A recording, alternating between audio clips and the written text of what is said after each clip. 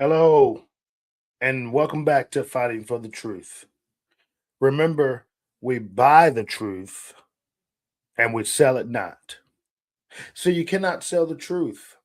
You have to give it away. And why do we give it away? Because it's the truth. You cannot sell the truth. See, facts are facts, truth is truth. And therefore, you have to spread it to as many people as you can. You got to get the truth out. See, what we're seeing is that the fake news is not giving out the truth. They have um, definitely suppressed the truth for so many years. People like me and many other talking heads, podcasters on the conservative side, we have decided to launch podcasts, YouTube channels, so that we can get the truth out. And when you know the truth, it sets you free. That is all we're doing on Fighting for the Truth. That's what I said from the inception of Fighting for the Truth, that we're going to bring the truth to you no matter what. And we weren't going to sell it. We're going to give it away. So I need you to continue to help push and help spread the message by subscribing, liking, sharing, loving. We're trying to build Fighting for the Truth and make it even larger than what it already has become since day one.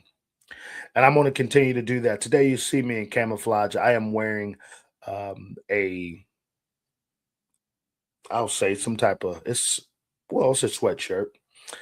And on my sweatshirt, you will find different patches. I'm going to get that patch in there. You see the thin blue line patch, where as police officers, we consider ourselves as wolves hunting down sheep.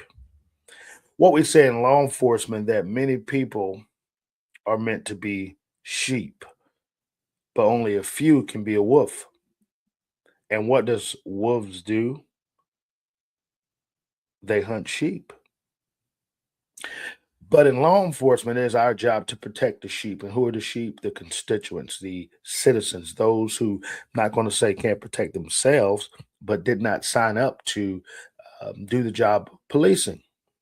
So that's where we come in at. And we have sworn, we have taken an oath that we will protect men and women, boys and girls, children, fathers, mothers, sisters, brothers, wives, day in and day out on domestic soil. And that is what a law enforcement officer does. We're protecting the homeland. Okay. We're making sure you and your mother, your fathers are safe from harm. Okay. We've signed up. We wear the shield on our heart. Okay. And that shield represents a lot to us. It's not just a badge, it means a lot. And what comes with the badge is a lot of authority, okay, a lot of discretion, and a lot of split second decisions, okay. And I'm going to be talking about section or second, excuse me, decisions today on this show. I'm a 16-year law enforcement officer.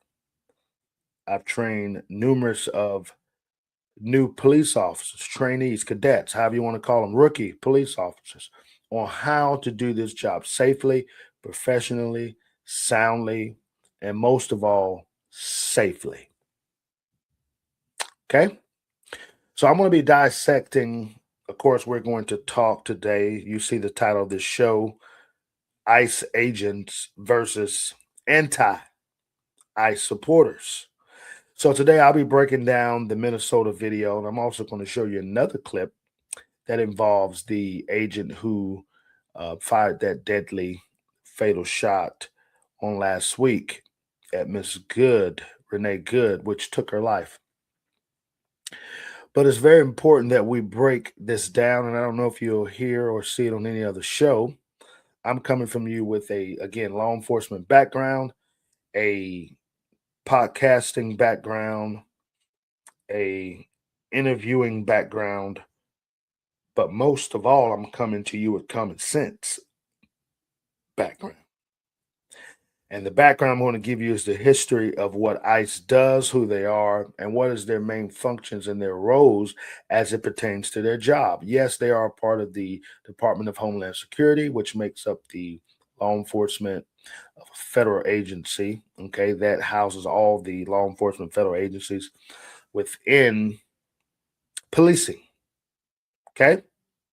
Now, yes, ICE agents are not police officers, but they are law enforcement officers, which gives them the power to make arrest, apprehend, um, stop violent crimes, stop violent perpetrators, all those things. They have been vested, okay, and given authority by federal law that allows them to do the job under the president's at that time, whoever that may be. Of course, President Trump's in office under his administration.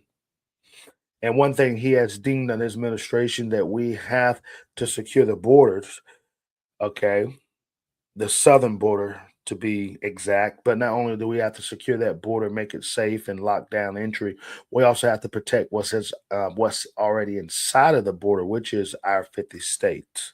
Okay.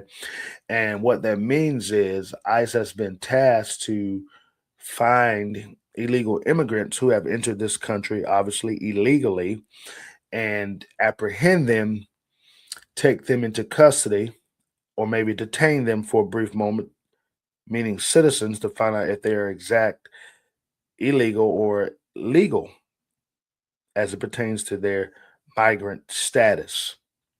So that is their function, that is their job. And once they have vetted these people, their job is to find out if they have ICE detainers, okay, which is basically a federal warrant for immigration, meaning that they have no business being in the United States because they have no legal authority to have even entered the country. So therefore, they have to go through a screening process.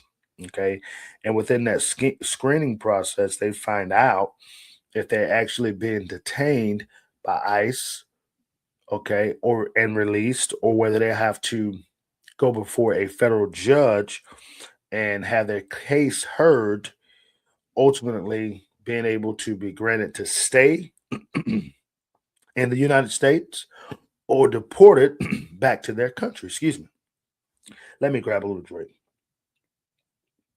That is the ICE duties in a nutshell. Now, you may say, well, we already know those things. Tell us something new. Well, my job today is to bring new information to you and to tell you exactly what ICE is doing out on the streets, okay? And exactly what their functions are under the Trump administration. Obviously, some presidents deem priorities in a different manner as it pertains to their agenda. We know that one of the top priorities on President Trump's agenda is to rid illegal immigrants. Now, how did this come about? We need to really focus on the real issue at hand because crime has gotten so outrageous, so egregious, and in many cases, the offenders have committed heinous crimes of death. Obviously, we know about um, Lake and Riley. Talk about her, who was brutally killed on a walk after leaving her college campus, I believe, was murdered by a legal immigrant. Okay. We have tons of instances that we can discuss of citizens, innocent citizens, who were killed by the hands of illegal immigrants. I can even bring it home to you here in North Carolina at a former agency where I was a deputy, Wake County Sheriff's Office, Deputy Ned Bird, who was killed several years ago by a couple of illegal immigrants. Okay. That never should have been in this country, let alone state. So President Trump ran on getting that border secured, decreasing the numbers of border entries, illegal border entries, to make sure that our country and states are secured and to rid every illegal person in this country who is here to do harm. Now, let me be clear. I've said this before on previous shows. I am not against immigration, as with most of my fellow conservatives, we are against illegal immigration. So let's be clear about that. Now, serving in the capacity of law enforcement, I have ran up on many illegal persons. Most of the time, it was not in a good manner.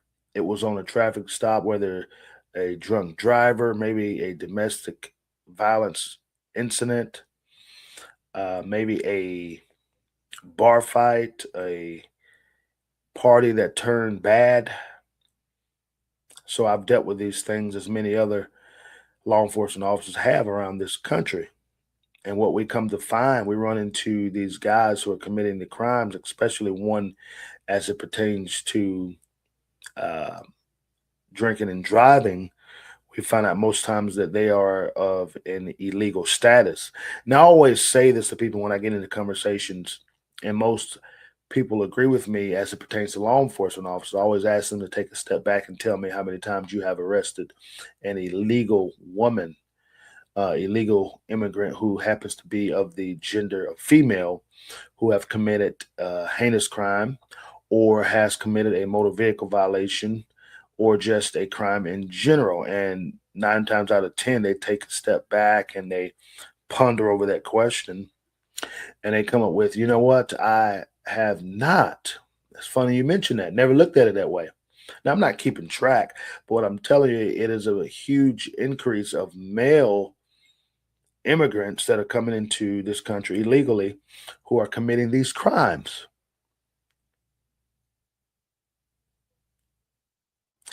Laken Riley was killed by an illegal person, a male, and the list goes on and on. That bird was killed by several illegal immigrants who were of the male gender. Now, I'm not making this a sex specific encounter or incident, but I am making a point that most of the time, these people who are committing these crimes are male. And there is a reason for that.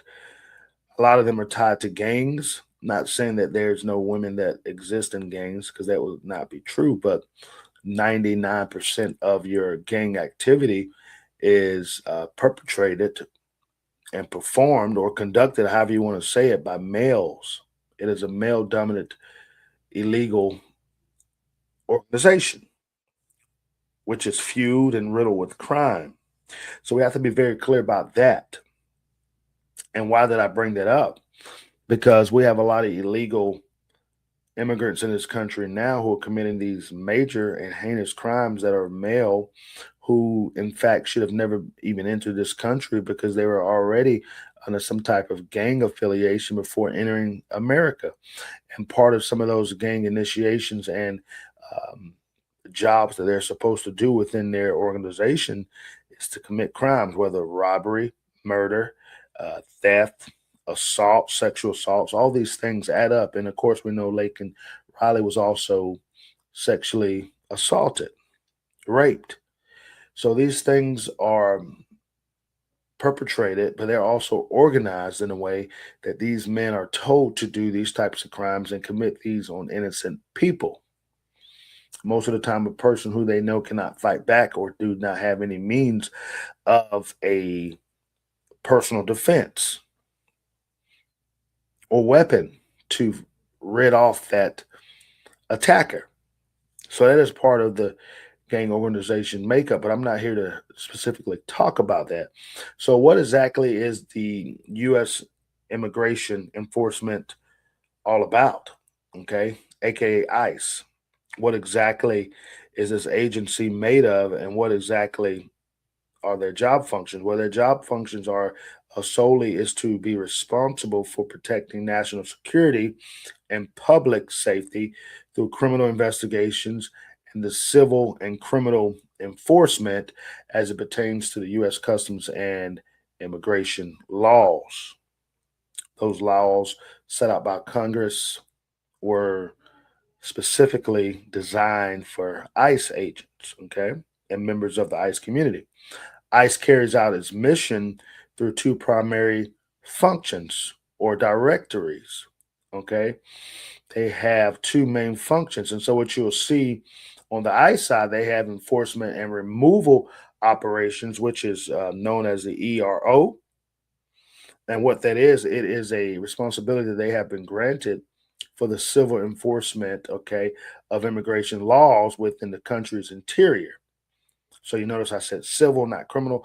So these are people who are acting in this bracket within ICE. They're most likely made up of a non-sworn position, which means they are not sworn police officers, which primarily means they do not carry a firearm. They do not have powers to arrest, but they civilly handle the side of this thing as it pertains to immigration, most likely housed in a office. Probably would meet one of these people when you're getting ready to hear ICE um, case, or maybe there's an ICE hearing. You'll be dealing with the ERO folks. Now, when you also look at that, this obviously is made up within the country and in the borders of the U.S., which you have Phoenix, Texas, places, California, places like, or states like that, I should say.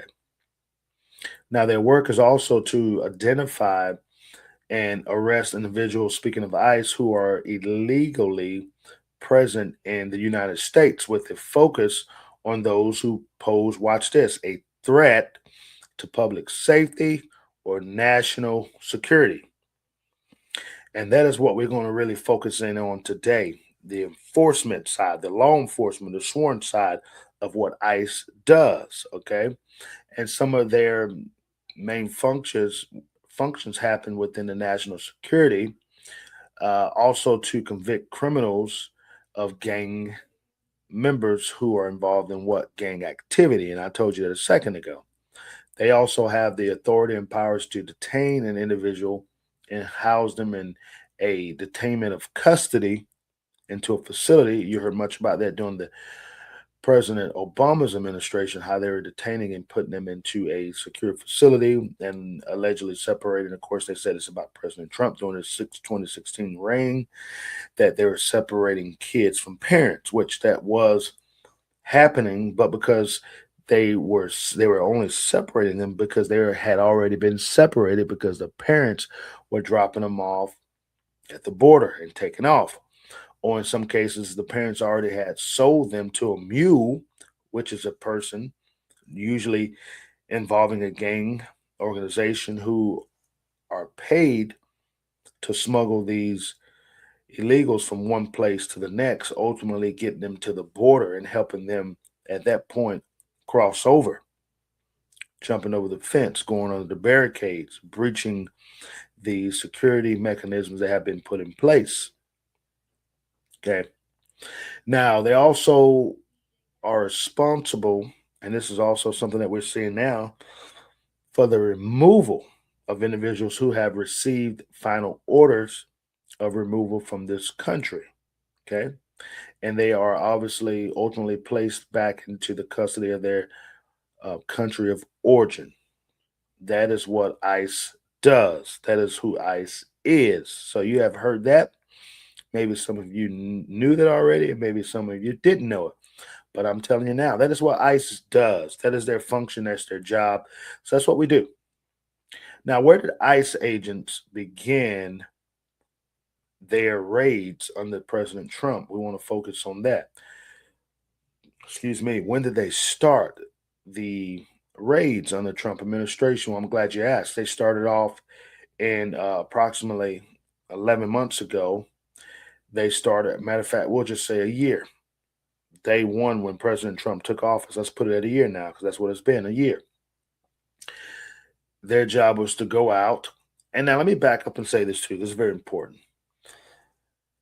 Under Trump's first term, they became very aggressive with the ICE detainers and trying to get all of the states, and especially in areas where there were a large number of illegal immigrants. Here in North Carolina, we have a huge number of them as well, to get every state to cooperate with their governor, ultimately with their um, state house and their state senate to cooperate, to all get on one page, which obviously in politics that don't happen, right?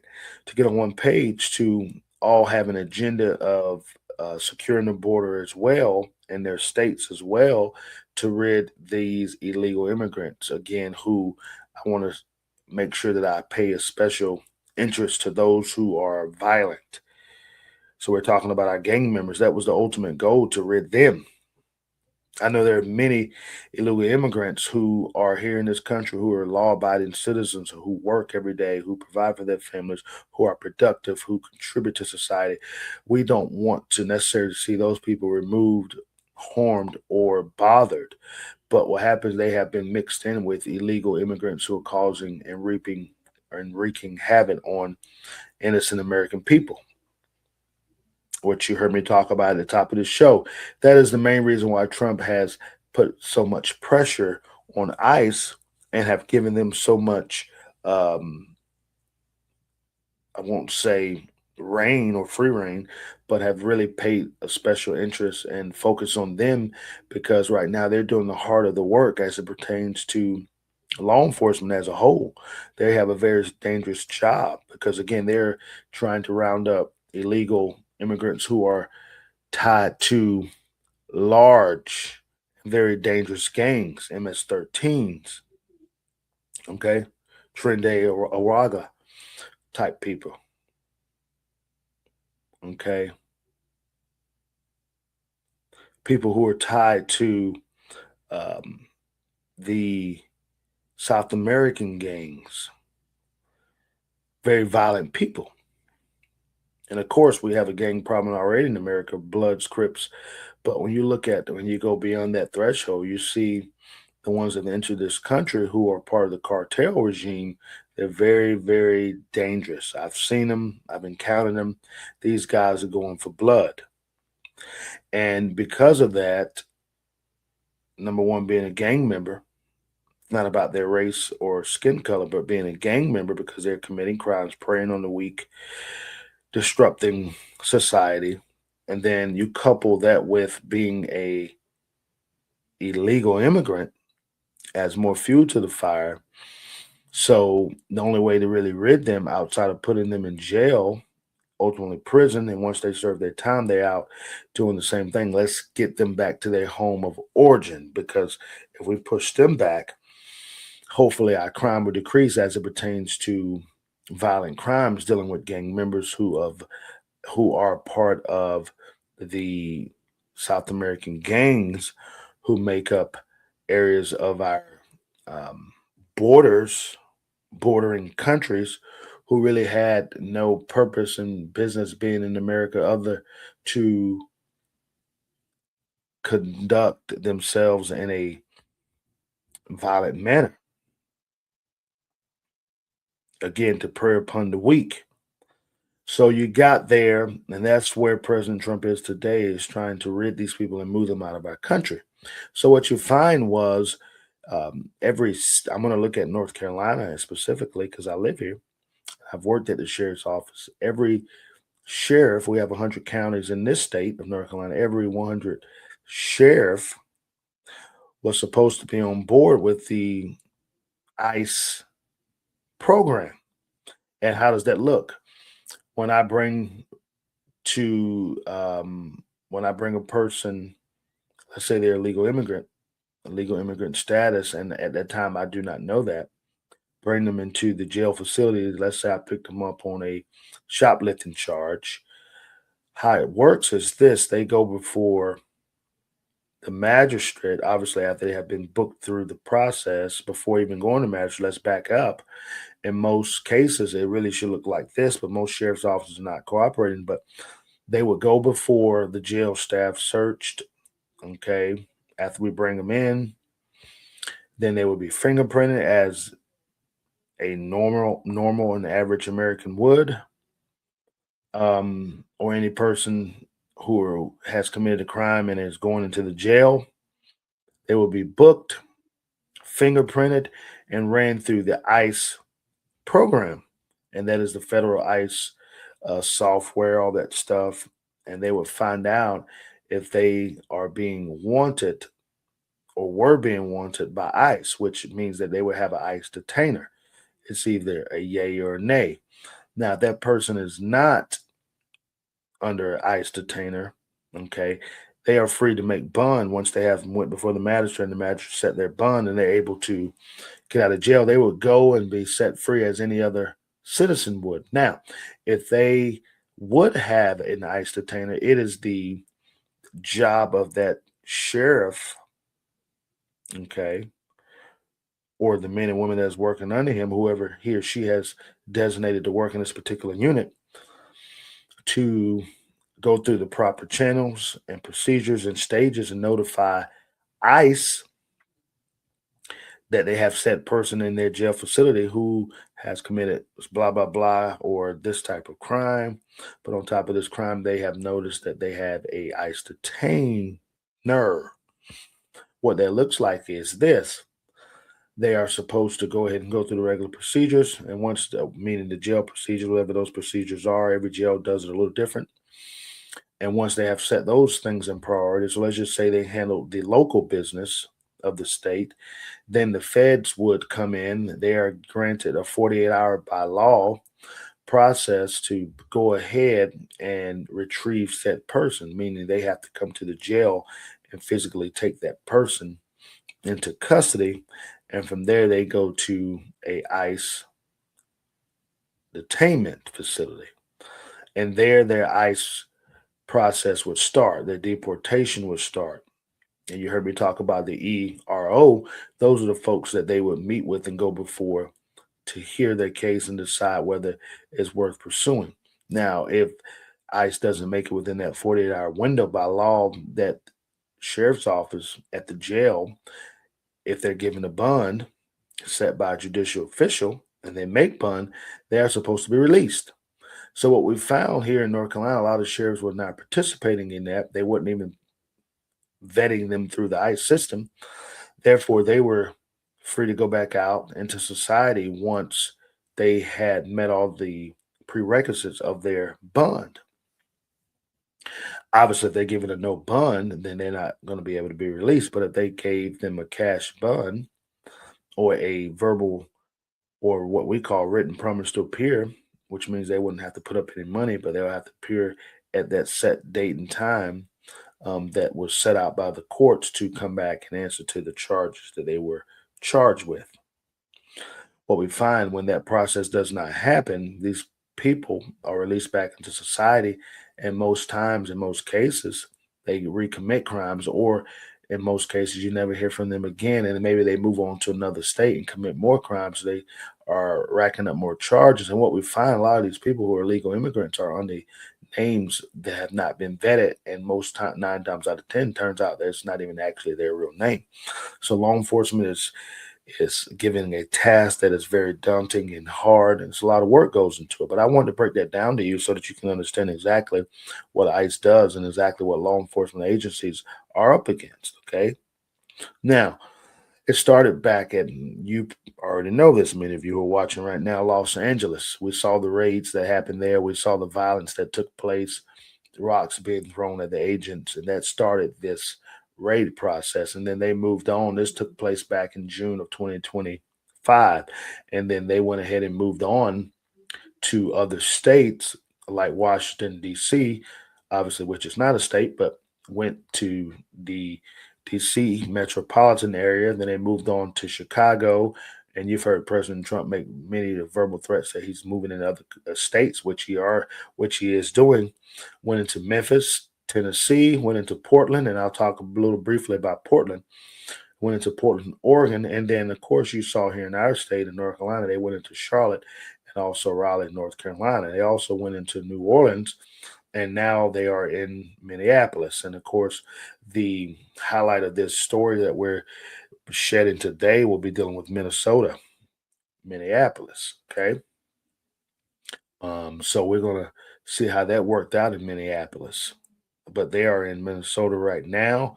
And President Trump has vowed that they're going to be moving into many other states.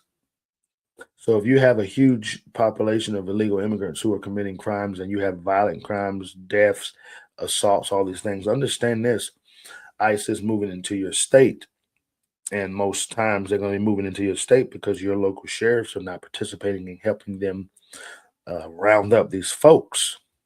Now, keep in mind, the sheriff's office is not going in busting in doors. Neither are police officers doing that. We are bringing in people legally who have committed a crime within that jurisdiction, and then they're taken into jail. And from there, the federal process starts. Again, you heard me say within that 48-hour window. Now, the only way that they can start this 48-hour window if they're notified by their local agency. And that's where the ball is being dropped. You won't hear that anywhere else, but it is the truth. And that is what's going on, which has forced the hands of ICE and the Trump administration to now go into the communities, stores, wherever they may have to go into and get illegal immigrants off the streets. It's very sad, but this job is not easy and neither is it pretty, but it has to be done. Somebody has to do this job. Now, I want to dive into the attacks on ICE agents during their time of rounding up these types of people. I want to be very clear. Yes, I am a law enforcement officer, but I stand in the middle on this particular uh, incident. Reason why I stand in the middle because I see it from both sides. Okay, I see it from the ICE agent side, and I see I'm 99% more on their side, but I also see it on the anti-ICE supporter side, and I'm going to tell you why that is. And there's only one reason, and that reason is because I believe that we could do things a little bit more gentle when it comes to some of the ICE agents that I've seen in videos, and some people believe that they are just downright and um, downright wrong.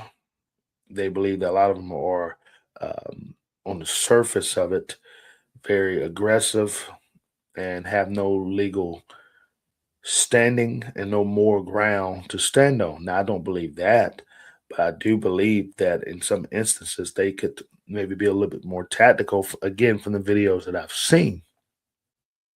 Now, they have been tasked with a job. Again, I told you that it's very daunting, very dangerous, very time consuming, and it's not for the faint at heart. So I'm not going to sit here and say that it's an easy job. By no means. When you're being spit upon, you have rocks thrown at you, vehicles coming at you, even physical violence of personal weapons, which are your hands, feet, and all this stuff.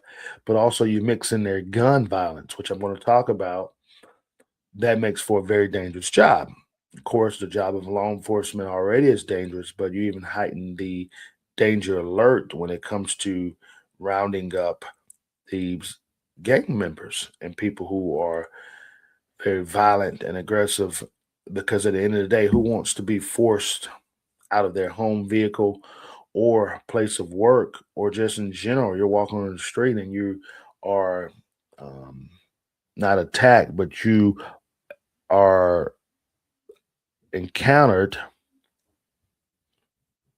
by a heavy presence of men wearing um, camouflage mask, tactical vests, which they are obviously identifying themselves as agents because they have all the proper wording on their uniforms and their ballistic vest. But it's aggressive, and I would imagine this in times could be scary. So I'm not taking away from those things. I'm not negating those facts. Neither am I downplaying these things. But what I'm telling you is that law enforcement is not pretty by any means. And so I'll be the first to sit here and tell you sometimes we can't do things pretty. We can't 100% do them in a structured manner because there is no manual for what happens out in real life. So they have to go with what they have. But there's many attacks upon their lives daily. Now, according to DHS data, there has been over 238 reported assaults on ICE agents. Okay, between January 21st up until now, January, okay, the 13th. So what we see is that these crimes are happening. People are assaulting the law enforcement officers under the ICE bracket daily. Again, very dangerous and daunting job. Okay. Now, the numbers I have pulled, and I wanted to go back and make sure I clarify myself, have been pulled from the numbers of January 21st, 2025 up until November 21st, 2025. Okay. And what we find is often described under these assaults, according to DHS Secretary Christy Nome, there has been a 1,000% increase compared to 2024. And there has been 19 assaults where reported there in Los Angeles back in June on law enforcement officers under the ICE bracket. Now, let's not forget that the death threats that these officers or agents face on a daily basis, we cannot leave that out. That's very important. Now, I want to discuss also several types of physical assaults that have taken place and what these law enforcement officers have had to endure over the last 11 to 12 months. Now, when you look at this, it is a situation that they're facing under the ICE bracket that is a very dangerous. You hear me talk about a daunting task, but they have been elevated, moving from physical assaults with their personal hands to actually more violent assaults, dealing with vehicles, bats, any type of weapon you can imagine. Of course, they've been spit upon, they have been physically hit. There are even instances and reported documentation that some agents have been kicked, they have been bitten, and of course, excuse me, ultimately they have had vehicles used against them, which we all know vehicle is definitely a sign of a deadly weapon if used in a manner that is aggressive and not for the purpose of transportation. But if it's used in the commission of a crime and used as a weapon to commit that crime, meaning run them over, that is not good. That is against the law to do. They have been rammed, okay? They have had open gunfire released upon them. They've even had Molotov cocktails thrown at them. Imagine that. So this is the things that ICE is up against. Now, these crimes have taken place nationwide, of course, we've seen. Officers are being targeted on a daily basis now because of the badge that they wear. Not just enforcement operations, they also are executing. But remember this, they're not, let me say it again, they're not only executing law enforcement operations, but they're executing these job tasks on the behalf of each and every one of you as an American citizen. Now, fake news, again, they're not going to tell you this. They don't want you to know this. Why they don't want you to know this? Because they don't want you to have the truth. Now, remember what we always say on the show, when you know the truth, it sets you free. So there's no way around that. But I'm going to give you the facts here on Fighting for the Truth. Why am I going to give you the facts here on Fighting for the Truth? Because I want you to buy the truth and I don't want you to sell it. Give it away. Tell everybody about what we're doing right now. Tell them to come in live and listen to what we're talking about. It's very important. Now, the media's goal is just this, to get you on one side of that argument. And what side is that? It's on the anti-ICE supporter side. They don't want you on the right side. They don't want you to know the truth. They don't want you to have the truth. They want you to believe the ICE agents are out there running amok. And they want you to believe that ICE agents are just tearing up the streets violently, ripping people out of their homes, ripping people out of their cars, ripping people out of their communities, which these things are happening. But these people that they're really looking for, searching for, and finding are people who have committed violent, heinous crimes. But ultimately, they have entered this country illegally. And again, like I told you earlier, 9 times out of 10, they're tied to a gang organization. And they are taught, They're trained and they are told to go into these communities quietly, but of course, some of them are not acting quietly and live amongst you and I, but to set up their gang enterprises and continue funneling drugs, weapons, and then ultimately committing all types of violent acts. That's their goal. So we have to do something about it, and we are doing something about it. But now the reality of all of this is that the agents face a much greater danger. And what is that greater danger that they face? But keep in mind, this danger is not just one day, it is on a daily basis that they're facing these types of dangers. Okay. Keep that in mind. Now, so as the raids go on, we see more and more violence. We see more and more instances, and there will be other instances that will happen pertaining to if they continue on this threshold, this trajectory. There will be other instances where ICE will probably be involved in another shooting, preferably one that's not fatal. But all these things I've named and I've told you about that is against ICE, it only makes you understand it even greater that they're going to face other situations where their lives are going to be in dangerous and that they're going to use the self-defense rule, like what we'll be talking about very shortly with Miss Good, because of the acts of the perpetrators. And now we're seeing acts of people who really should not even be involved at all with the work that ICE is trying to do. Here in North Carolina, the law that falls under that is delay, obstruct, okay? Resist, delay, obstruct. And most times, what we're seeing, the anti ICE supporters are delaying and they are obstructing. They're not resisting in most of the cases that we see because they haven't physically been taken into custody or they're not physically being apprehended, only because they're not there to really even be encountering ICE, and ICE is not there to encounter them.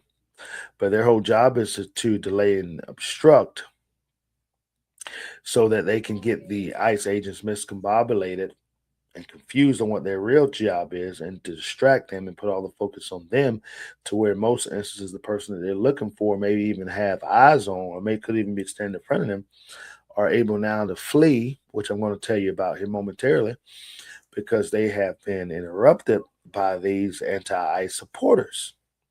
Is it all making sense to you? This is what we're seeing.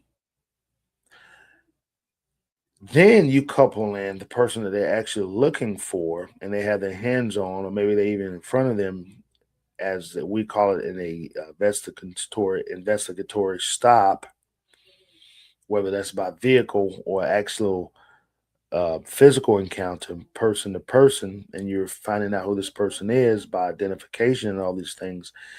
These people are then 9 times out of 10 doing the delay part by taking them off course. And I'm not talking about the ICE supporters now, I'm talking about the actual perpetrator or the defendant.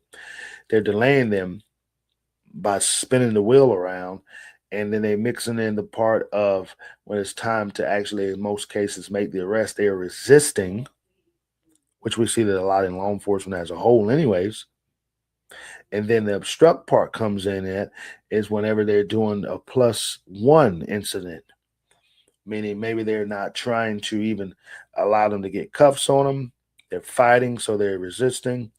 They've already delayed the investigation. And then obstruction could be from anything. Maybe trying to take their radio out of their hand, taking the cuffs out of their hand, doing whatever they have to do to obstruct that investigation. And that's how we end up in this situation of delay, obstruct, and resist, or resist, delay, obstruct. Whichever order you want to put it in, it all comes back to saying that it is a situation that is being used to prevent the investigation from going forward.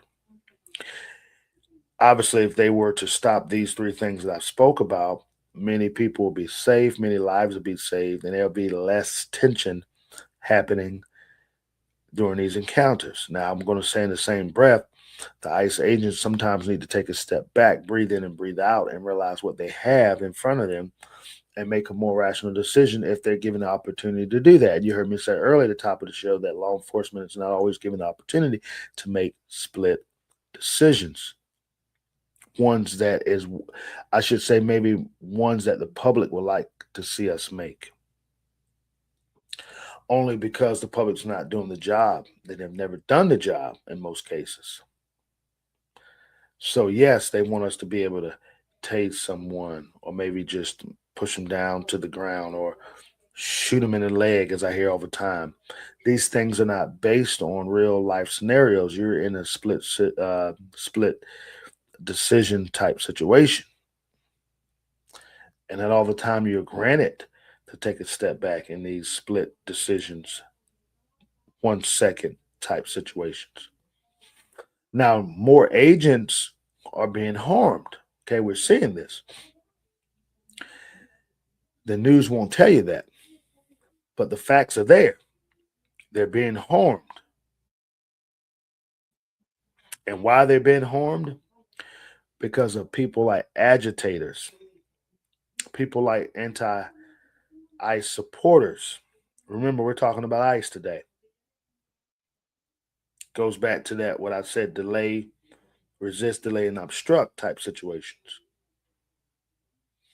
What the news wants you to believe is only federal agents, ICE, are harming innocent bystanders.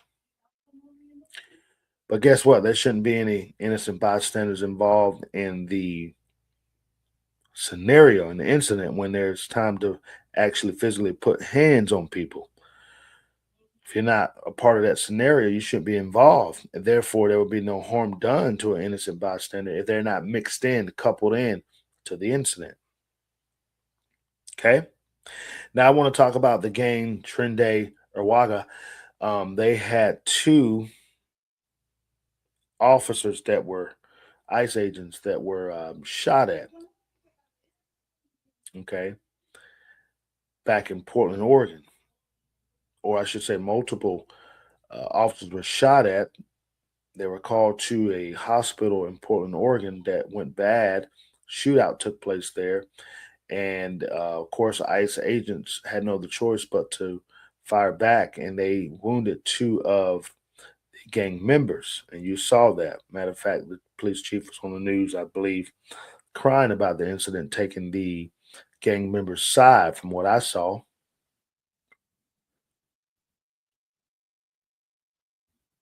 Why am I saying this? No shade to that police chief, but he has a job to protect his men and women. He has a job to protect the citizens of Portland, not protect the bad or the perpetrator or the bad guy. Looks like he put more focus on them than the actual officers that were involved, which I would say that's not how policing and law enforcement should go, especially when they're trying to just do the right thing. Okay. Now, this took place on last Thursday.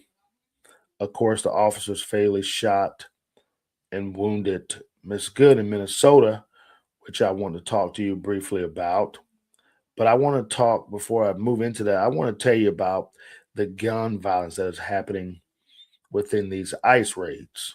Okay, according to the DHS archive database, they have traced about 16 incidents involving ICE agents. And guess what? This has been by gunfire. They have been fired upon 16 different times. Now, 15 incidents that were involved in that, I should say 15 of the 16 that were involved, the ICE agents had guns literally pointed at their faces. Okay. Guns were put at them in what we call gunpoint. And this has happened 15 times. Now, at least three people have been shot during those 16 encounters.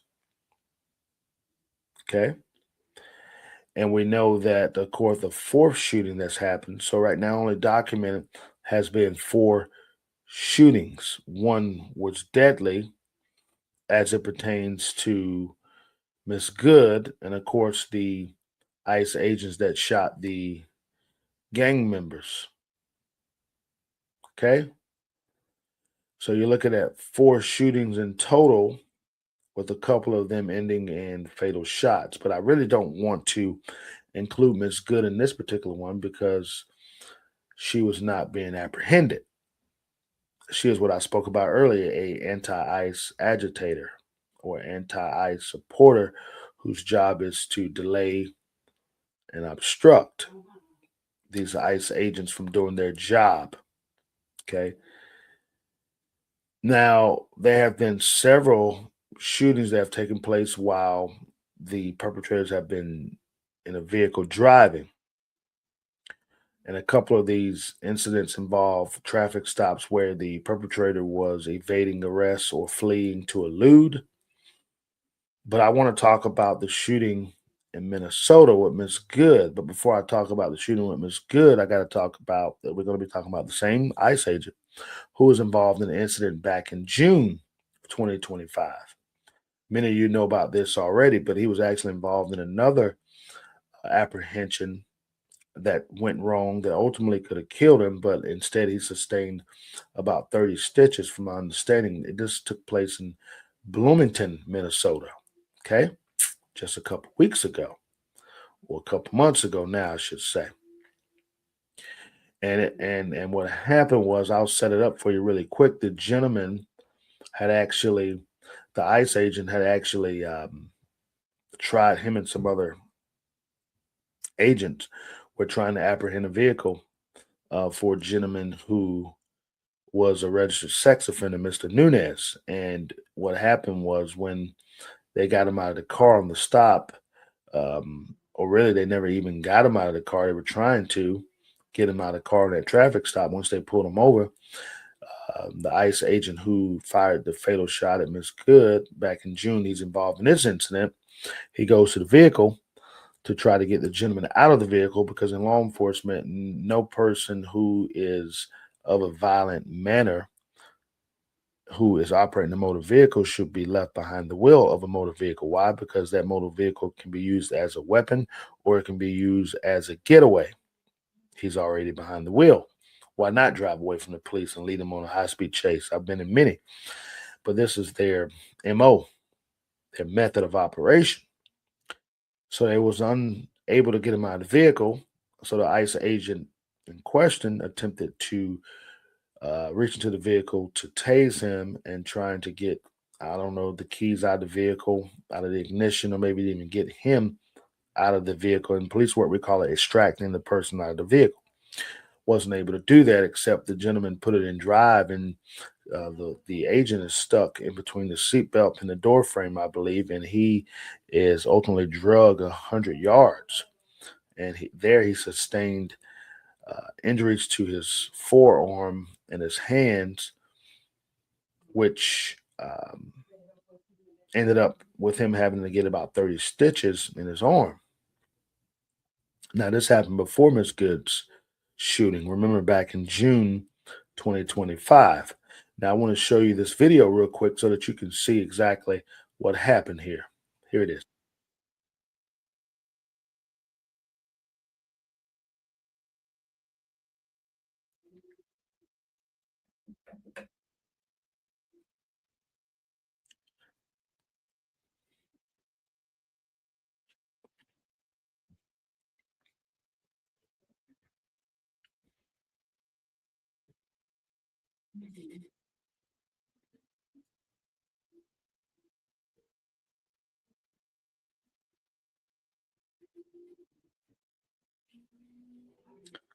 And so you see that, and that's what we had there.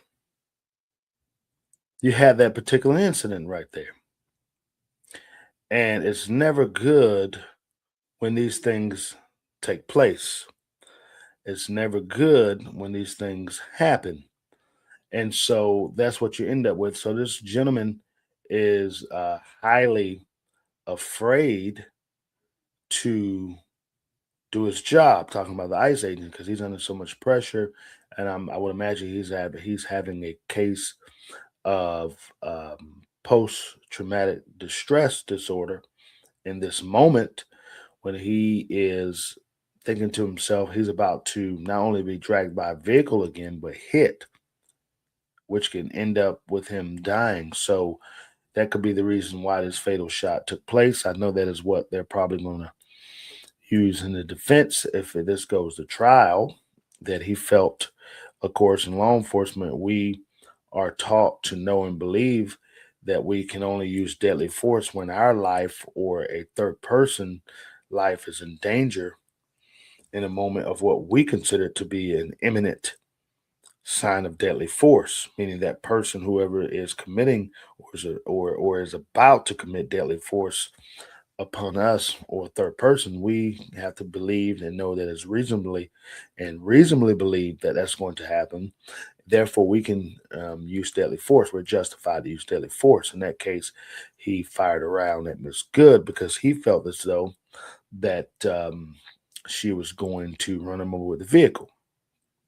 Therefore, he shot at her windshield with a couple of those bullets penetrating through the window. And as we know, it hit Miss Good and she was killed. Vehicle ran into a couple of parked vehicles and she died. So we know about that. But I want to really break down this video as it pertains to Minnesota shooting, bringing it back up to Minneapolis shooting, where Miss Good used her vehicle as a launching projectile. Now, many people may ask this question: why was the agent even in proximity of the vehicle? Well, they were trying to get her out of the vehicle because, again, she had injected herself into this particular investigation because she works for an organization or is was a part of an organization that deals with these type of encounters, and it is their job to intervene, distract, delay, and obstruct agents from doing their job. And this particular organization that she worked under, let me make sure I get this correct because we have to know about it. It's called Minnesota Ice Watch. And their job is to go in, distract, deter ICE agents and blocking them from doing their job. And that's why you saw her vehicle kind of blocking their entry points. Now, you did see one vehicle go around before the shooting happened. A ICE looked like a Ford Explorer went around her as she angled her vehicle in such a manner. And some may say, well, they had enough room to get around her. We saw one vehicle do it. Why couldn't the next vehicle do it? Well, according to that video that we saw, that round that she took, the projectile, the bullet she took, is because when that vehicle was placed in a manner to block other ICE vehicles from coming through, she had already pointed that vehicle in a manner to at an angle. I don't know what her motive was, but it appears she wanted to stop other vehicles from getting in. Again, we saw the Ford Explorer go around. So why was the agent even standing in front of the vehicle in the manner to be run over? Many have asked this question. The answer I have for you is that I can't tell you what was going through his mind. Did he have enough time to get out of the way? That is still up for the jury. But from what we see, looking at the angle that I'm going to show you, it appears that he did not have enough time to get out of the way to avoid being hit. Did he know that she was going to accelerate and hit him? I doubt that he knew that that was going to happen. Okay. But what we saw there was a situation where many may say, I don't really know exactly how that could happen on that in that particular scenario, knowing that guess what? She shouldn't have even been there in the first place, many people may ask. And what I'm doing, I'm having the team, as I look at some things here, to go back and take a look at this because I believe we need to play it again because I don't believe you're able to actually see the video now from what I'm hearing. So we're going to go back and we're going to do some corrections on this so that you will be able to see it because I do want you all to be able to see this particular video. Okay, so bear with me as we will maneuver through the steps so that you will be able to see it. Okay, because it's very important that you do see it. So, what I'm going to do is have the team to reset it up so that we can play this and make sure that we're able to see it as I talk through it again. But what you're going to see now is the agent and this scenario or this incident reaching to the vehicle. And this is the one back in June when he's trying to apprehend Mr. Nunez, who is a registered sex offender who also has an ICE detainer.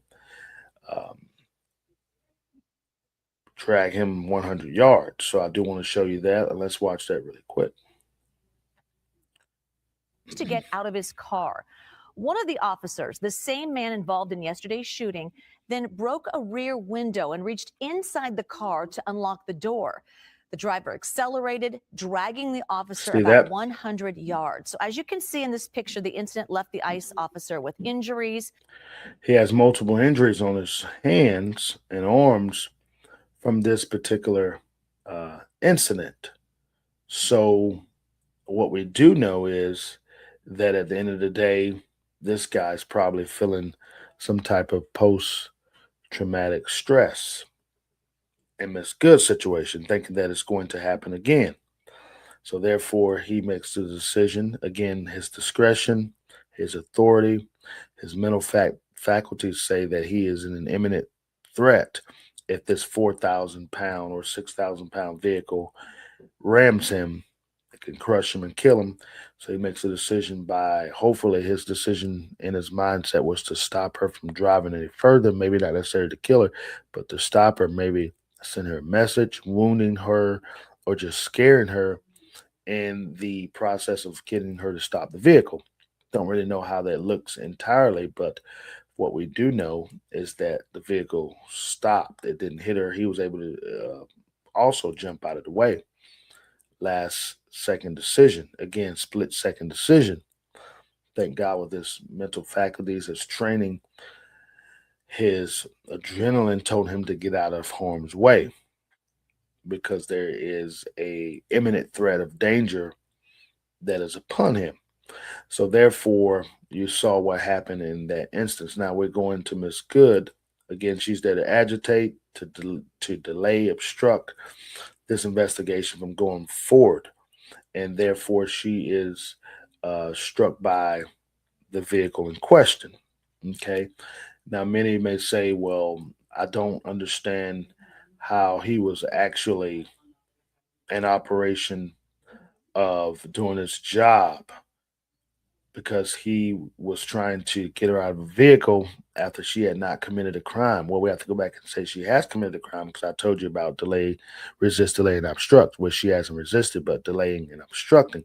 So now all focus has been pushed on her, and now they want her out of the vehicle so that they can ask her more questions as they were already doing as she was in the vehicle. What are you doing here? Why are you here? Why are you distracting us? Why are you obstructing us? Of course, she kept taunting them, wasn't able to get anything out of her. She cussed them out. I believe it was her wife on the passenger side who was filming. She stayed outside the vehicle. Before she takes off, the wife tries to get back into the vehicle. Miss Good's not having it for whatever reason. Maybe she didn't see her trying to enter the vehicle. Guess they were getting ready to leave. She decides to put the car in drive, and she heads toward the ICE agent, which is when she was shot. So I do want to show that for you, and so you can get a better, clear understanding of what happened there. Okay, this is they're approaching. Yeah, okay, this is ICE agents just pulling up here. The vehicle is lower right there. If you see that, you can see, let's rewind that a little bit. You'll see that the ICE agent is on this side of the car. Okay. This is the agent's car. You'll see that the Honda CRV or Pilot, whatever she's driving, is right here. You can't really see it that well. She's going to come up this direction. There's already a officer kind of on this side, and then there you have the agent who shot her on this side. So now he's kind of blocked in. I don't know if he could have jumped back, maybe dropped and rolled or something like that, but he felt the need, or he could have dived in front of the vehicle before she was able to accelerate and hopefully not have one of his legs run over. I don't know. These are just hypotheticals situations. Or he could have fell backwards to prevent from being hit as she passed him. All these scenarios are in play. However, we see that he decides to leap back maybe, I don't know, a couple feet, if that, or inches really, and fire a couple rounds through her window to distract, to stop, to warn. I don't know why he shot, but that is the reason. Again, he felt his life was in danger. So he did that. Now it's going to be up to the courts to decide on how all of this looks and ultimately what is his fate in this scenario. But those are the options that I come up with. So you'll see her come around and he makes a decision. And we're watching this from another angle. Most social media clips you saw are showing the encounter from the back end, but we're looking at it from the front end of it. And this is where the fatal shot happens. Let's play it again.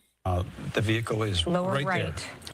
So you see that it kind of pushes, looks like it kind of pushes him out of the way. Let's take a look again. Vehicle is lower right there. So you see how he jumps out of the way there? It looks as if she may have grazed him. It looks like she may have grazed him, or maybe he just had enough instinct and fruition to jump out of the way. Let's look at it again. The vehicle is lower right there. And there you see a shot, couple rounds take off. And it happened so fast that it's hard. Of course, you saw that she ultimately runs into the parked vehicles that was already there. So bad day for the whole body of everybody that's involved in this incident. I'm saying that it is one that is very scary. No officer, agent, whoever wants to be in a situation like this, because it is a very deadly moment. And I never want to have to make a decision like that. But it all goes back to training, your tactical skills, what you have been taught, coupled in with what you have experienced on the job in life as a law enforcement officer. Of course, these gentlemen are out amongst the city citizens. Some good areas, some bad areas. So they have to have some street savviness with this job that they're doing right now in the moment of raids, because you're dealing with all types of people. And a lot of them know the game. They know what's in front of them. They know what that they're going to deal with. All these things are in play. But what I want to do as I wrap this up, and I hope that you have been informed about what has really taken place and what we're up against. We don't know what's going to come of this, but there's going to be lots of other things coming out of this particular incident. Of course, you heard from Mayor Frey. He is totally against it. Of course, you heard from Tim Walz, which we really not even wanting to hear from him because we didn't know what he did with all the money that he was giving to the Somali immigrants. We want to know about that. But yet he had to throw his 2 cents in regarding this incident. Of course, he's against ICE, anything that has Trump's name on it. So, of course, he's against that. But the reality of it is it's not time for talking heads to come on TV and to spout their frustration or their anger without having a resolution or solution. But their solution and resolution is get out. We never ask you to come. But that is not helping solve the situation that we're in right now. So I say that we need more cooperation so that we can actually get a resolution. And the resolution is what? Getting the raids done, apprehending those who have entered this country illegally, who are here to do harm, gang members, ones that are here to not cooperate with the investigations, ICE haters, ICE distractors, anti-ICE supporters, these type people. You want to see less violence, stay out of the way and let law enforcement do their job. Now, there's a couple different entities outside of Minnesota ICE Watch that are out there. And these are some different apps you can look up, and you can actually maybe even subscribe and see what these people are doing. But their job is to report the ICE whereabouts. Their job is to report ICE sightings, tell them what cities and towns and states they're in. You can do all this on the app. ICE Block was one of the first ones. They have since taken down their app due to pressure from the Trump administration. So they dismantled their app. But you can also find other ICE type trackers, like one of the ICE activity tracker. Okay. You have Border Report. You have Immigration Defense Project. There's so many others that are signing up on this particular platform, on this particular scenario, to become ICE haters, ICE distractors, anti-ICE supporters. And their job is to do what? Delay and obstruct these ICE investigations. So there's so much more that is taking place. I wish that everyone would just stay out of the way and let ICE do the job that they signed up to do. It's not a clean one. It's not a pretty one, but it's the job that they have set out to do. So there shouldn't be any distractors in there. Now, if you want to protest, counter protest what ICE is doing, you go through the proper channels, you get your permits to protest peacefully. By all means, go out and do that. Your First Amendment right allows you to do that. But you get in the way of activity and investigations, this is where it becomes dangerous. This is where it becomes unpleasant. This is where people get hurt at. And this is ultimately what you saw at Miss Good. She got in the way of a nice investigation. She lost her life behind it. She committed her life at that moment to being a anti-ICE supporter, working with the Minnesota ICE Watch, which maybe they had good intentions, which I like to see this organization dismantled and this app dismantled as well, because ultimately they had one of their supporters, one of their members killed. We have to shift the blame on them because they have given them I wouldn't even call it authority, but they have riddled their mind with an illusion that they can go in and disrupt a law enforcement criminal matter. And you can't do that. No one should ever get in the way of law enforcement when they're doing their job if they're acting within the law. And as long as everything that they're doing is legally binding, you shouldn't get involved. I caution anybody in getting involved in what the police is actively doing in that moment. Stay out of the way. It's not your job. We don't go to McDonald's and order a burger and then go behind the counter and say, hey, let me make it for you. Or you don't go behind the counter at Bojangles and prepare your food and go to the biscuit area and get your biscuit put in your box and then put it in the bag and leave, even if you pay for it. Why? It's not your job. You pay for the service. Therefore, you want the workers to do what they have been trained to do. And we're saying the same thing about ICE. We're saying the same thing about law enforcement. You haven't been paid to do that job. You don't know the job. You don't know the tactical parts of the job. You don't know the mental capabilities of that job. And you don't know the criminal laws that it takes to do that job. So I caution you from getting involved. I say stay back, cite, and report from a distance, but don't delay and obstruct. It's not your job.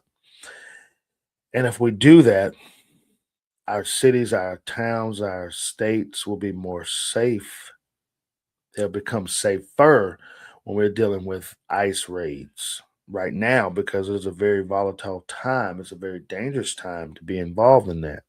So I caution you to stay back, let them do the job that they have been chosen, the job they have been paid, and the job that they have signed up to do. If you don't have an ICE shirt, don't get involved in what ICE is doing. Look, I appreciate you for listening.